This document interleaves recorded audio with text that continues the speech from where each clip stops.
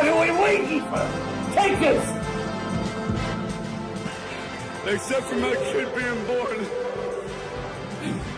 It's the greatest night in the history of my life.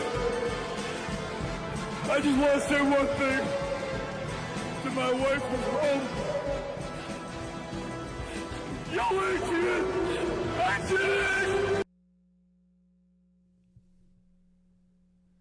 Plastic Rocky is back, and he's back big. Hello, everyone. Welcome to another edition of the Grandstanders Live. I'm your host, Scott Kerman, and I'm joined by my usual cohorts, Alan Camo on my left, Uncle Joe McLaughlin on my right. Well, of course, another one of our cohorts, Russ Stevens, is not here this week. And every time Russ Stevens is not here, we replace him with Plastic Rocky. And, you know, we've never had Plastic Rocky. You know, Plastic Rocky has a lot of abilities, Joe. And wait, hold on, Al. And so when you press him, you never know what you're going to get with Plastic Rocky. So, Alan, if you'll do the honors here, we're going to press Plastic Rocky, and let's see, like Russ Stevens, let's see what he does. I'm saying left hook. I don't know. Oh, wait. Right cross. Oh, my God, yeah. See, he's strictly right-handed, and that's why he wasn't able to protect himself. And that's it. Oh, yeah, see. Look. You know, he used to talk, but he doesn't talk anymore. We put new batteries in him, and that didn't help. Punch drunk. Right. But, you know, of course, Russ Stevens is irreplaceable, but good old Plastic Rocky will be over there, and he does a good job. Yes. So, welcome. It's another great week in Boston sports. I'm just so happy to be here. I want the audience to appreciate the fact that each week I take my life in my own hands coming to the show because I drive with Uncle Joe McLaughlin, who a fine driver, I might add. Literally takes 20 years off my life each week, Joe.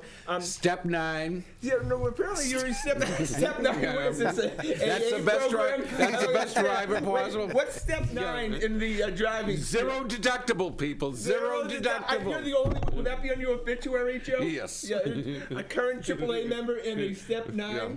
Joe's one of these drivers who, that when you talk to him and you're sitting in the back seat, actually turns around and looks at you while he's driving. So, quite right. Isn't that the polite way to do things? Well, you know, the thing that I love, I was so terrified being in the car with Mr. McLaughlin that he thought I was starting to talk about basketball. I said, hey, Joe, I'm going to take a rickshaw. He says, you going to trade for rickshaw?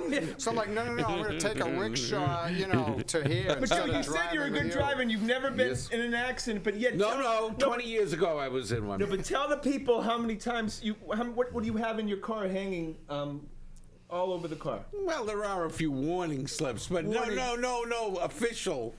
Joe cut off a woman today, and of course she, with both hands, was flipping us, you know, those fingers. Yeah. She was also flipping off her high heels, trying to flip us the middle toe. That's how bad Joe McLaughlin is. So we're happy to be here. We're happy to start this show.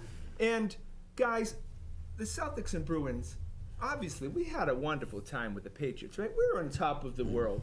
But it's now April, and we are embracing mediocrity, right? We are here looking for the 8th spot. I don't think so.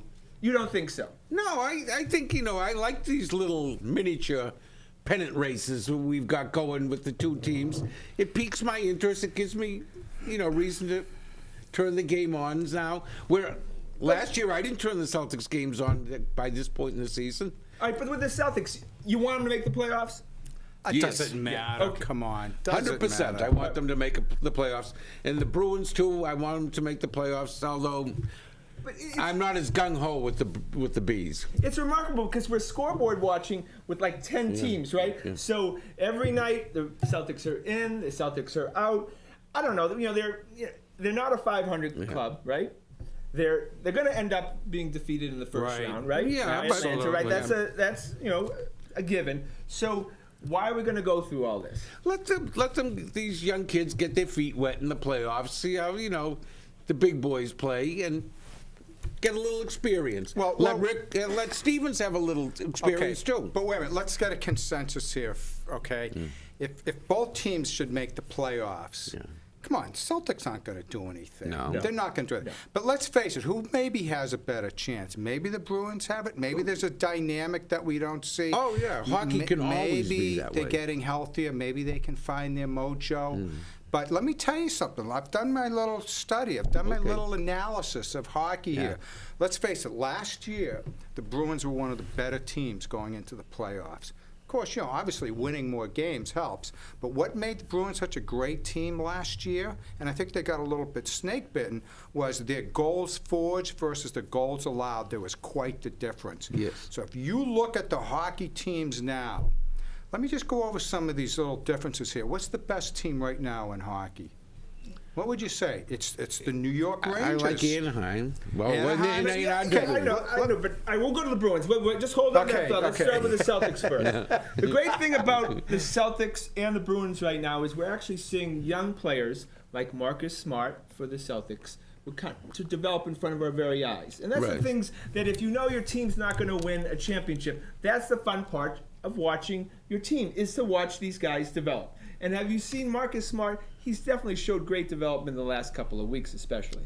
Well, also in the last couple of weeks, he's had a couple of unfortunate incidents of immaturity. That one incident was a joke. And the 2 games prior to that, too. If you remember, see, this is what I told you. A few weeks ago, we talked about the LeBron James, I got hit in the groin, but I really didn't get hit in the groin joke, right? Where James Harden, it wasn't that bad. But James Harden did not hit him in the groin, and he acted like he did. And we know if you get hit in the groin, you don't act anything. So, so then all of a sudden, they play San Antonio, and Smart punches Matt Bonner, who's from the great state of New Hampshire, right? And he acts like in a delay, like he got hit in the groin area. Yeah. Right? He actually goes and runs to the referee to say, didn't you see this? I mean, the referee kind of looked at him first like, what do you want me to do, rub it better? I mean, what do you want from me, right? But they did look at the...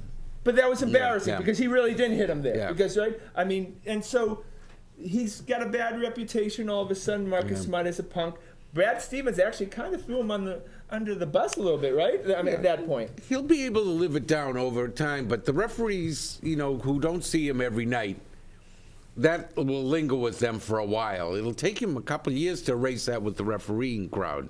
Yeah, but I thought that was unfair. Evan Turner It also is said unfair, but... Right, Evan Turner said something like Marcus Smart owes us one because he got suspended. They really should have supported Their team. the future of the team, right? I mean, you need to support the guy who is, right, the marquee guy moving forward, correct? Absolutely. I mean, let me ask you this. What do you guys think is the difference between the Celtics towards the first half of the season and the second half of the season? Yeah. Are we looking at Stevens' basketball team? Is that what it is? Yeah, that's a great question. Yeah, I think getting rid of Rondo was a key to the evolution of Brad Stevens. I agree wholeheartedly. Being able to have actually the same roster in place for more than a half of a second, right, has helped a lot. Thank you, trade deadline, because now Danny has to stop. Yeah, guys who really stepped up too that we didn't think we'd get any production from. Jay Crowder, who was a throw in the Rondo deal, has ended up playing some real quality minutes, right? Right. And then you got guys like Jerebko and Gigi, guys that they off the scrap. Not heap. Gigi, but I'll keep But Jerebko and Crowder. Gigi played well for a few games. He helped contribute to a couple of wins. Give him an open shot, he'll hit it. Yeah, right. So, but he was a guy they could bring off the bench and actually have play. Yeah.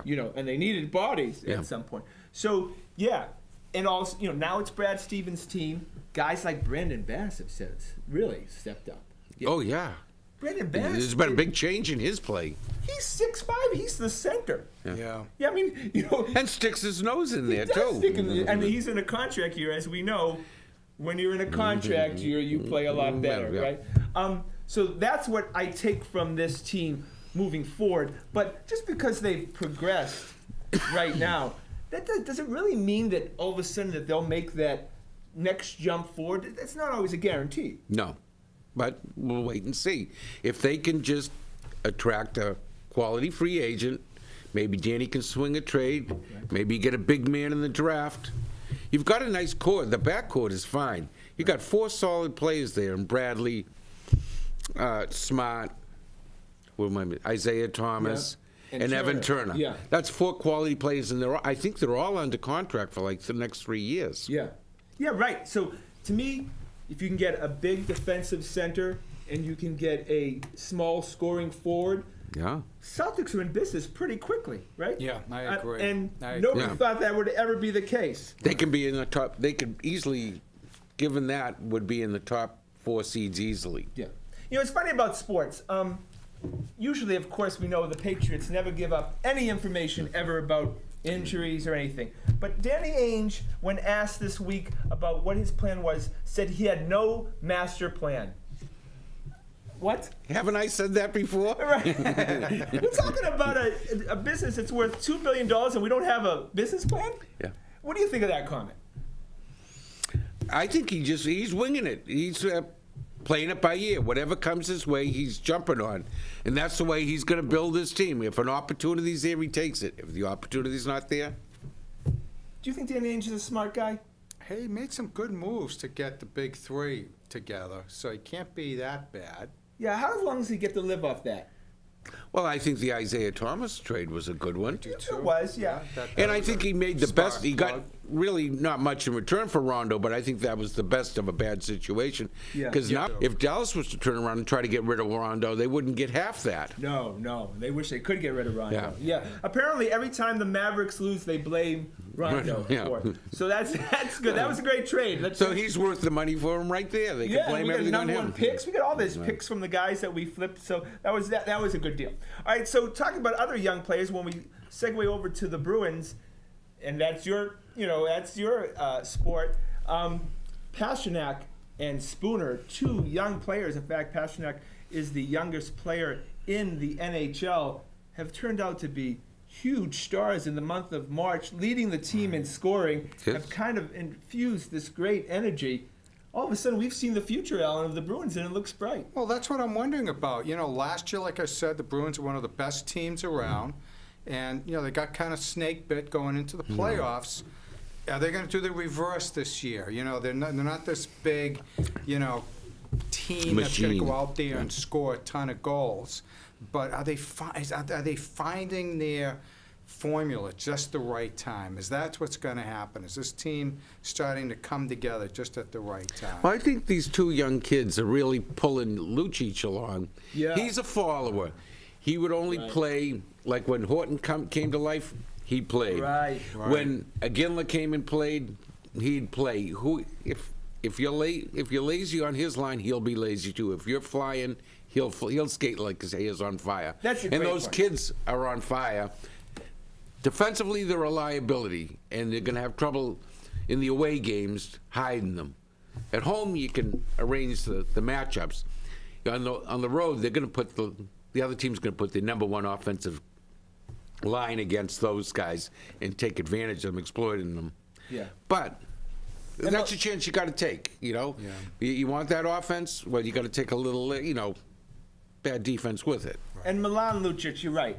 Some nights he comes to play, sometimes he doesn't. It's all about his line mates. If they come to play, he plays. If they don't come to play, he don't play. Yeah, but he needs to be more of a professional because it's Yes, pretty he should clear be that a he does leader it. at He's got to age. play every night. You got to know where you're going to get from him. At his age and contract, he should be the leader, not the follower. Yeah. And a few weeks ago, I mentioned that David Krejci is the most overrated Bruin, right? And everybody jumped on me, Alan.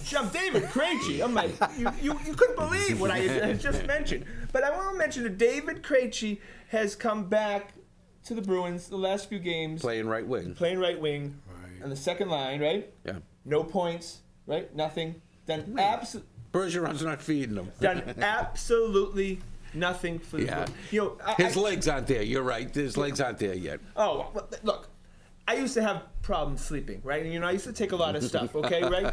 And I just wish that I had a pillow as soft as David Krejci, and I would have had absolutely no problem going to sleep. That's how soft he is. He's proven to me. Look, he's high. I think he's the He highest paid can't play. Bruin. He is. You're right. No, maybe Chara. Right, but he's pretty high paid. Yeah. Speaking of Chara, okay, we were talking about this. All We're the talking Bruins about are in this his doghouse. when I was trying to get my breath while Joe was driving. We were actually talking about Chara and whether Chara is done, finished. Because Chara's got a lot of tread on those tires. Oh, yeah. He's I think 38 years Yeah. old. He looks very tired and very old. And my question to you, Alan, is Chara's last swan song for He Chara. absolutely. This is you. You can see the Bruins are going to pace him. If they get into the playoffs and it gets to be critical games, can they keep pushing this guy? I don't think they can. I don't think they can give him that much ice time. I think they're going to have to realize that, you've got to pace this guy now. Because we depend on a guy like him playoff Well, hours, he's right? I mean, usually- he's going to play heavy minutes, right? Yeah, he's used to playing like 90 games a year. This year he lost 20 games. Right. That might prove, pay some dividends down the stretch. He'd be a little fresher this year in the playoffs. Last couple of years in the playoffs, he's been dead. Yeah. And hockey's a weird thing because you can have the 8th seed, right? And the 8th seed, I think, has never won in the NBA. The 8th seed has never beat the 1 seed, ever, I think, in the NBA. It happened last year in the NHL. In the NHL, right. But right. it's because That's what it's I'm all saying. about the goalie. Yeah. You get a hot goalie in the playoffs, Yeah. he can carry you to the Stanley Cup Finals. Right. Generally not win you it, because that usually you're playing a heck of a team in the finals, right? Yeah, And you need a hot line and a good defense too. But he can carry you. But for a yeah, long time. you can pull. It was a Dryden there with Lucky Montreal. goalie Ken Dryden. I mean, the Bruins were head and shoulders better than them. Oh, I know, and they just could not score against them. But is Rask, my question is, boys, is Rask good enough to carry the Bruins second, third round of the playoffs? Or is the team just so bad that no matter what he does? Well, if this team gels and they can get their defense back, Rask can carry them. My biggest concern with the Bruins is they don't have that sniper type of goal scorer on this team. Yeah. How many overtime losses are they going to have, or shootout losses? Well, at least there's no shootouts in the playoffs. Yeah, right. That's that has cost them. That's a great point now. That's cost them, they lose 80% of them. Points. Yeah, right. That's 4 or 5 points at least that they have lost. So let's go to the Red Sox. Boston sports fans, I don't want to remind you, but the Red Sox actually start on Monday. They start their season. It's kind of weird because of the horrible winter we've had. Right. They open up against the Phillies, and one Clay Buchholz will be our starting pitcher. I know, it's frightening, right? And do we have ye with little faith of Clay? I mean, are we that confident in Clay? I'm always hoping when it comes to the Red Sox, but I don't have a lot of faith in them. Well, did you read what he was quoted? Mr. Buchholz is saying, I feel like just the way I did before the start of the 2013 season. Says, can you finish the season? That would help too. What is it? Is it still untapped potential with him? I mean, he's been around a long time. I mean, this is a guy who pitched in 2007. Are we still waiting for the true Clay Buchholz to come? He's an elite athlete, but he's just too fragile. I'm with you too. Where's the guy needs bulk on him. He needs to, have some muscles on him. And a world-class sprinter. Well, he was. He's faster. He was. Yeah, no more. I don't think. Yeah, I mean. But he was faster than anyone in the NFL. I know, but that doesn't help him a lot when pitching. Yeah, when his arms fall off. He's got some fun trophies. Yeah, right. Okay. Well, if he hits someone, he can run him. Yeah, right. So, some bad news. Just yesterday, really Christian. bad. Yeah, I know. Poor Alan. He's inconsolable at times with this news. Christian Vasquez, who the young catcher for the Boston Red Sox, is out for the season with Tommy John surgery. Now, Tommy John was a pitcher, and it's very uncommon to have a catcher with this type of injury. What kind of loss will this be for the Red Sox for this season? Right. No, this is a really bad omen. I mean, here's a guy who really established himself last year. When they brought up Vasquez from the minor leagues, what would you say, with maybe 40, 50 games left to go? Yeah. I mean, I'm looking at this guy going, he's a commander. He knows what he's doing, knows how to handle the pitches. I mean, when you gun out 50% of your runners that were trying to steal base, this is the real deal. And what happens? He poor elbow falls off. Even the veteran pitchers gave him an endorsement. Oh, well, that's what impressed me. That guys like Lackey was saying he knows how to call a game. See, Joe would know. For me, catchers are like mailmen. I want the same mailman every day. And if when Joe doesn't show up, I figured someone screwed up the mail. Okay, and that's what a catcher is.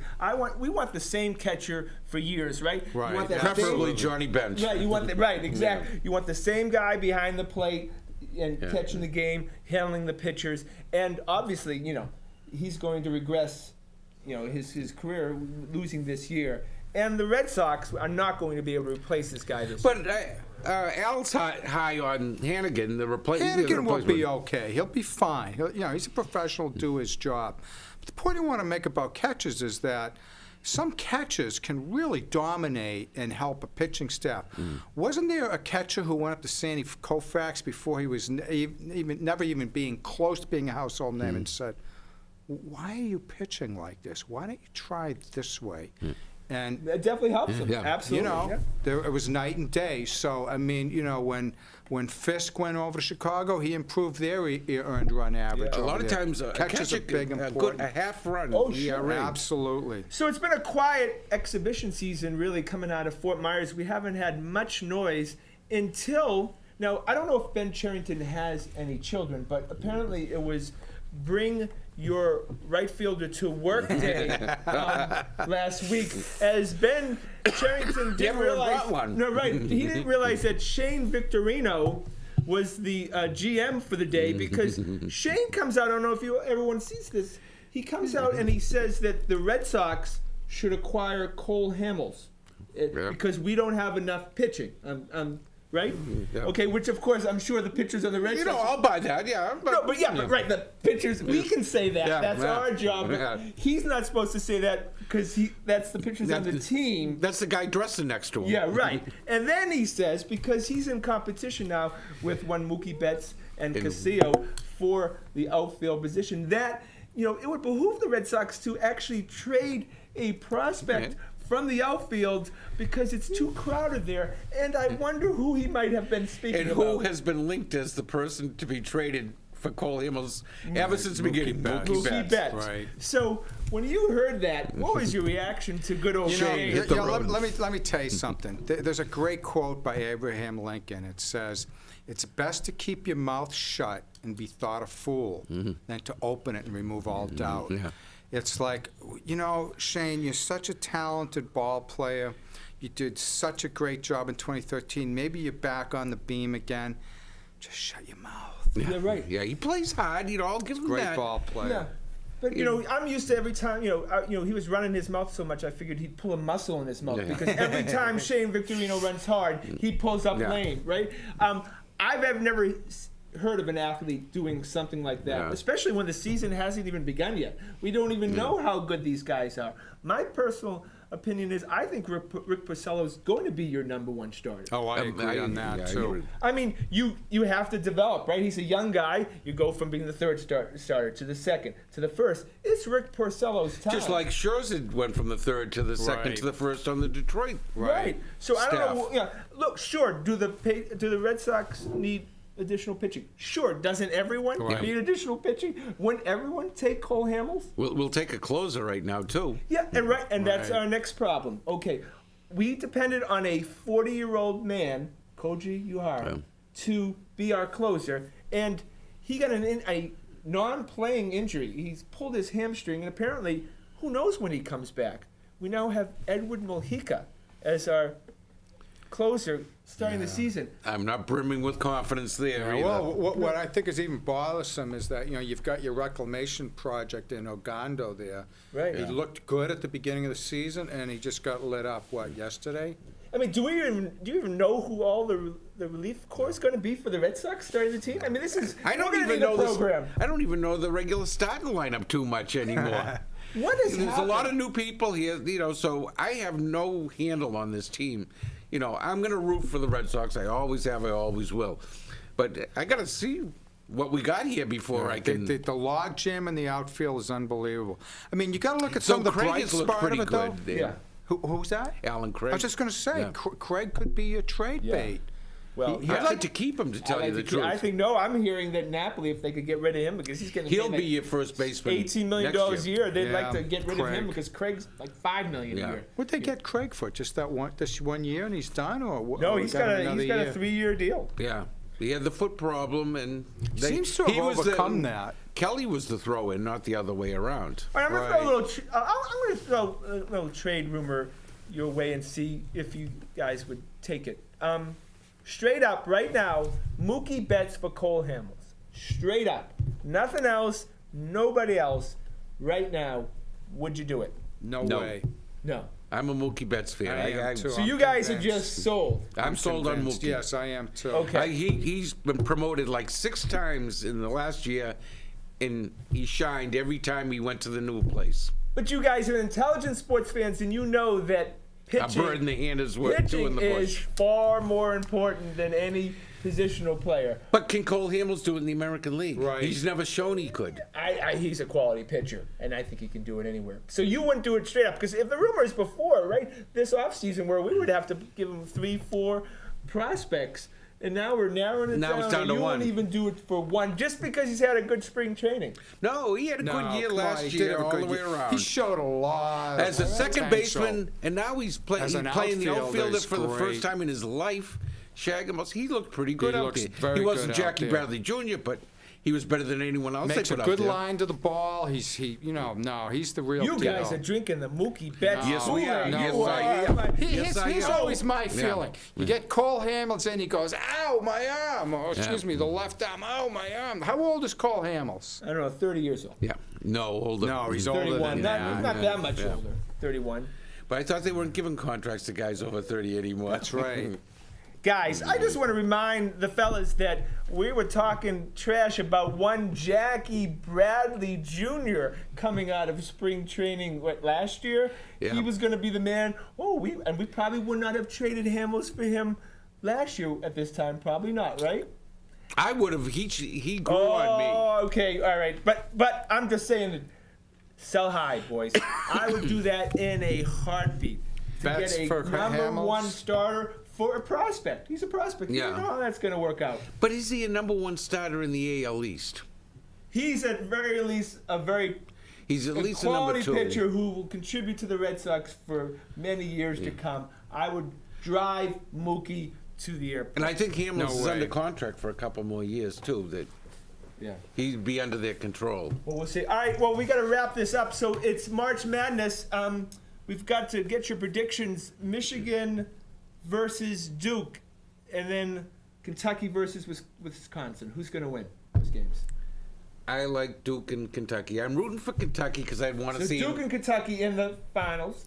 Who do you have? It's Kentucky all the way. So you have Kentucky. Who's going to win the Duke-Michigan State? It doesn't matter. Doesn't I don't matter. know. It's Okay. Wisconsin, In my bracket, I have Duke winning it all, so I'm gonna. It'll be a Dookie all the way. Yeah. I think I pick Duke every year. So. And you're probably right Yeah, both right. years. Yeah, right. Yeah, Coach K. This is his 12th NCAA final. Well, that show went quick, guys. I want to thank Alan Camo, Uncle Joe McLaughlin for all their great insight. That's the Grandstanders Live for another week. My name is Scott Kerman. Have a nice night.